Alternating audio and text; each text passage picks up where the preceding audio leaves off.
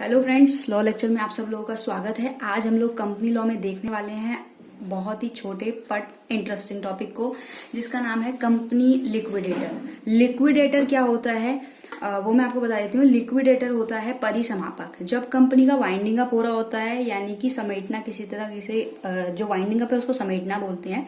तो जब कंपनी को वाइंडिंग अप की सिचुएशन होती है तो कंपनी का जो लिक्विडेटर होता है उसके अंडर में काम होता है। तो आज हम लोग देखने वाले हैं कंपनी लिक्विडेटर का मीनिंग क्या, डेफिनेशंस क्या क्या है, पावर्स, और साथ के साथ हम लोग देखेंगे कि उसकी ड्यूटीज क्या है। तो चलिए शुरू करते हैं। सबसे पहले बात करते हैं मीनिंग की। तो लिक्विडेटर होता क्या है, इसको हिंदी में तो परिसमापक है तो हमने जान लिया।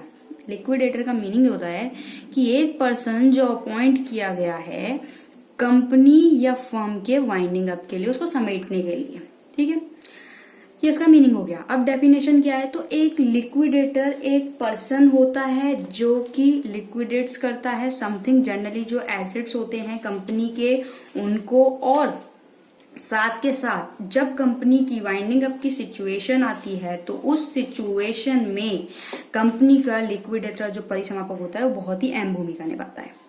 अब बात करते हैं कि इसके पावर्स क्या क्या हैं। तो वैसे तो कंपनी लिक्विडेटर की जो है कस्टडी में बेसिकली क्या रहता है, कंपनी की जो प्रॉपर्टी है और जो क्लेम्स वगैरह है वो करने के लिए कंपनी का जो है एक ऑफिशियल लिक्विडेटर होता है। और ब्रॉडली है बट क्लासिफाई किया गया है 3 तरीके से।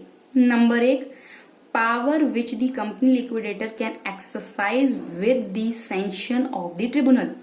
यानी कि कंपनी में जो कंपनी का लिक्विडेटर है उसके पास ये पावर होती है कि वो ट्रिब्यूनल के सैंक्शन के बाद, हमने ये पहले ही देख लिया वाइंडिंग अप में, तो उसमें क्या है कि कंपनी का जब वाइंडिंग अप होता है तो ट्रिब्यूनल्स की थ्रू भी होता है।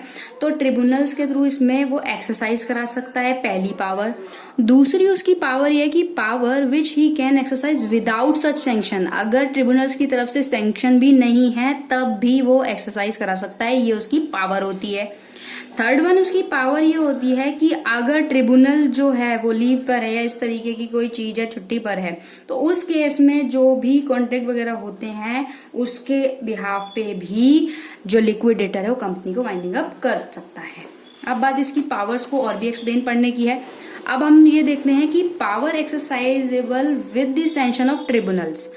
तो ट्रिब्यूनल्स के क्या है कि जो भी इंस्टीट्यूट होगा या डिफेंड होगा, जो भी सूट होगा, जब प्रोसिक्यूशन होगा और अदर लीगल जितनी भी प्रोसीडिंग होंगी वो कंपनी के नाम पे, on behalf of the company के नाम पे लिक्विडेटर करता है।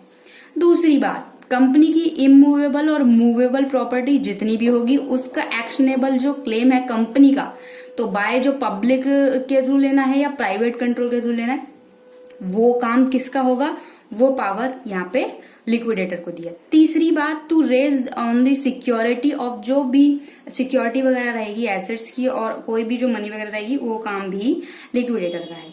Fourth, to do all such thing, जो भी रहेगी नेसेसरी, जो भी जरूरत की चीजें हैं वाइंडिंग अप के लिए और कंपनी के लिए जो भी है, तो उसका जो डिस्ट्रीब्यूट होगा, जो एसेट्स का जो डिस्ट्रीब्यूटिंग होगा वो सब कौन करेगा, कंपनी का लिक्विडेटर। फिफ्थ वन इज जो अपॉइंट करेगा, एडवोकेट, अटॉर्नी ऑफ जनरल है, प्लीडर है, जो भी जो परफॉर्मेंस इस तरीके की होगी तो वो ड्यूटी कौन परफॉर्म करेगा, वो भी लिक्विडेटर परफॉर्म करेगा। उसके बाद बात करते हैं power exercisable without the sanction of the tribunals. मतलब कि ट्रिब्यूनल्स के सैंक्शन के बिना भी जब वो करेगा तो उसमें क्या क्या है, तो उसमें भाई ये है कि वो एग्जीक्यूट कर सकता है, जो डॉक्यूमेंट है उनको सील वगैरह करेगा, जो डीड वगैरह है उनको करेगा, on the behalf of the company के बिहाफ पे वो करेगा।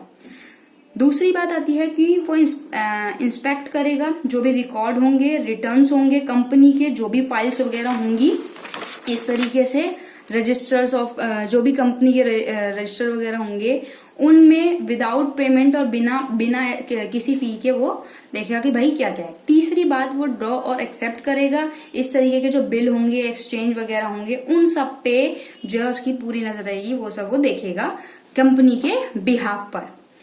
फोर्थ पॉइंट वो है कि वो टेक आउट करेगा, जो ऑफिशियल नेम होगा कंपनी का, जो लेटर्स वगैरह होंगे, एडमिनिस्ट्रेशन होगा या और भी जो भी होगा, तो उसके जो योगकर्ता होंगे, कॉन्ट्रीब्यूटरी होंगे, उनको देखेगा।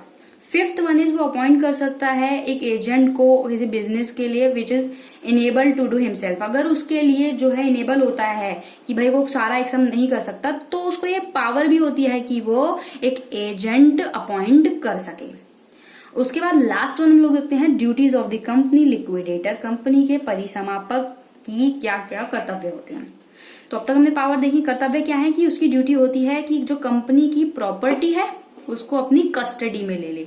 कस्टडी में ले ले का मतलब ये है कि जो भी कंपनी, जब वाइंडिंग अप वाली सिचुएशन आती है तो कंपनी की जो भी एसेट्स होते हैं, ठीक है, तो वो ले लेगा। और जब ट्रिब्यूनल्स के लिए वो होगा, जब ट्रिब्यूनल्स कहेंगे कंपनी का वाइंड अप करने के लिए, तो उसमें जो भी जितने भी ट्रस्टी होंगे, रिसीवर होंगे और आपका बैंकर, एजेंट जितने भी होंगे, तो उसके हिसाब से वो जो सब सारी मनी है लिक्विडेटर को जो भी property, books, document, paper related रहेगा वो सब जो है लिक्विडेटर के अंडर में हो जाएगा, कस्टडी में हो जाएगा। दूसरी बात, duty to settle list of contributors. जो भी योगकर्ता होंगे, जो भी जिन्होंने कंट्रीब्यूट किया होगा कंपनी में शेयर के थ्रू, हम लोग देखते हैं ना कि शेयर के थ्रू कंट्रीब्यूट करते हैं, तो जिन्होंने किया होगा उनकी एक सेटल टू डू लिस्ट बना देगा। तो वो लिस्ट भी किसके उसमें रहेगी, और वो लिस्ट भी लिक्विडेटर के उसमें रहेगी। साथ के साथ एक रजिस्टर में जो भी मेंबर्स के नाम होंगे रिक्वायर्ड होंगे वो होगा, प्लस जो भी अननेसेसरी डीम वगैरह होगा या जो भी करना है तो वो सारी लिस्ट कौन देगा, कंपनी का liquidator. Third point, duty to admit और रिजेक्ट प्रूफ ऑफ डेट। जो भी कंपनी का कर्जा होगा उसकी ड्यूटी बनती है लिक्विडेटर की, या तो उसको एडमिट करेगा, स्वीकार करेगा, रिजेक्ट करेगा कि भाई अगर इस तरीके का कोई प्रूफ नहीं मिलता कि कंपनी ने भाई झूठे वो आ रहे हैं कि भाई इस तरीके का डेप्ट लिया है, तो वहां पर जो भी अगर जो एफिडेविट के थ्रू, जो भी नॉन एफिडेविट के थ्रू एज अ नॉन होगा, तो ट्रिब्यूनल्स को ऑर्डर जो रहेगा एडमिशन ऑफ डेप्थ वगैरह का कि भाई इस तरीके का जो भी कोई क्रेडिटर है विदाउट प्रूफ है, तो उसके लिए जो क्लेम है डेप्थ का कहाँ रहेगा, यहाँ पे लिक्विडेटर उसको देखेगा। Fourth one, duty to make call. अब क्या है ड्यूटी टू मेक कॉल्स, मतलब कि जो भी कॉन्ट्रीब्यूटर्स होंगे, जो भी कंपनी में चाहे जो शेयर होल्डर होंगे, जो भी जिन्होंने अपना अपना कंट्रीब्यूट किया होगा, उन सबको कॉल करने की ड्यूटी होगी। कि वो ड्यूटी करके, उसकी ड्यूटी यही है कि वो कॉल करके बताएगा कि भाई कंपनी जो है, कंपनी का परिसमापन हो रहा है। तो उस तरीके की ड्यूटी जो ऑफिसर होगा, जो ट्रिब्यूनल्स का, यहाँ पे जो कंपनी लिक्विडेटर होगा वो कॉल करेगा और बताएगा कि जो भी अमाउंट है जो नेसेसरी है, जो कर्जे को देने के लिए लायबिलिटी जो भी कंपनी की बनती है वो ये है, ये कॉस्ट है और भाई ये चार्ज है और ये बचा हुआ है। तो कंपनी के कर्जे वगैरह को सबको चुकाने के बाद जो पैसा बचेगा सारी डिटेल जो है वो कॉल करके जो भी शेयर होल्डर होंगे, जो भी कॉन्ट्रीब्यूटर्स होंगे उनको बताएगा। ड्यूटी टू पे कंपनी डेप्ट। जो कंपनी का सारा कर्जा होगा वो लिक्विडेटर के थ्रू होगा, क्योंकि कस्टडी में किसके है, सारा कंपनी का कैपिटल वगैरह, सारा कंपनी का काम, पेपर, डॉक्यूमेंट, सब कुछ कंपनी के लिक्विडेटर के हाथ में है। तो बहुत ही इंपॉर्टेंट है कंपनी का लिक्विडेटर। 6 पॉइंट क्या है, duty to keep books, paper, document जो भी है कंपनी के, वो क्या रहेगा, जो भी प्रोसीडिंग वगैरह होगी ट्रिब्यूनल्स के थ्रू है, अगर ट्रिब्यूनल्स के थ्रू होता है और वॉलंटरी होता है, तो जो ट्रिब्यूनल्स के थ्रू होगा तो जो भी डॉक्यूमेंट वगैरह होंगे, एफिडेविट होंगे या जो भी पेपर्स और जो भी डॉक्यूमेंट होंगे, तो उसको मेंटेन करने का नंबर ऑफ रजिस्टर कितने हैं, बुक्स कितनी है, और उसको क्या करना होगा, उसको ये चीज जो है प्रोसीड करनी होगी उस मीटिंग में कि भाई इतने इतने बुक्स हैं, इतना डॉक्यूमेंट है, कंपनी का सारा ब्यौरा उसको यहाँ पे उसकी ड्यूटी बनती है कि वो ये चीजें करे। Duty to maintain proper document, obviously बात है, वो जो डॉक्यूमेंट है, जो प्रॉपर डॉक्यूमेंट है वो सारे काम वही देखेगा, जो भी प्रोसीडिंग वगैरह होगी वही देखेगा। कंपनी लिक्विडेटर के अंडर में रहेगी और उसकी ड्यूटी रहती है कि एक फाइल बनाए स्टेटमेंट की इस तरीके से जिसमें प्रेस्क्राइब्ड हो, और 2 महीने का जो टाइम पीरियड रहता है, ठीक है ना, 2 मंथ का जो टाइम पीरियड रहता है, अगर वो एक्सपायरी हो जाता है, सच ईयर हो जाता है, तो उसमें मोर देन अगर 1 ईयर हो जाता है और वाइंडिंग अप जो है कंप्लीट हो गया, तो with the winding up tribunals हुआ है, तो उस केस में क्या होगा, स्टेटमेंट रहेगी कि जो qualified auditor of the company होते हैं उनकी होगी, तो एक कॉपी जो है उसको ऑडिट वाले को, ऑडिटर को देनी होगी।